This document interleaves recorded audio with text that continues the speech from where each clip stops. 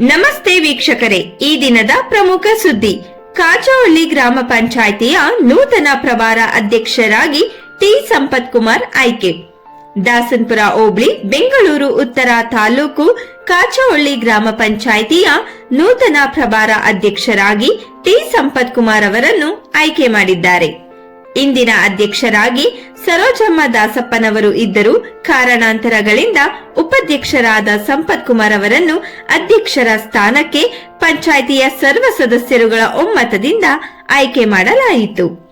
ಇದೇ ಸಂದರ್ಭದಲ್ಲಿ ಮಾಜಿ ಜಿಲ್ಲಾ ಪಂಚಾಯತ್ ಸದಸ್ಯರು ಉಮೇಶ್ ಮತ್ತು ಸರೋಜಮ್ಮ ದಾಸಪ್ಪನವರು ಹಾಗೂ ತಾಲೂಕ್ ಪಂಚಾಯಿತಿ ಮಾಜಿ ಅಧ್ಯಕ್ಷರಾದ ಅಶೋಕ್ ಹಾಗೂ ಸರ್ವ ಸದಸ್ಯರುಗಳು ಮತ್ತು ಬಿಜೆಪಿ ಮುಖಂಡರುಗಳು ಹಾಗೂ ಪಂಚಾಯಿತಿಯ ಸಿಬ್ಬಂದಿ ವರ್ಗದವರು ಹಾಜರಿದ್ದರು.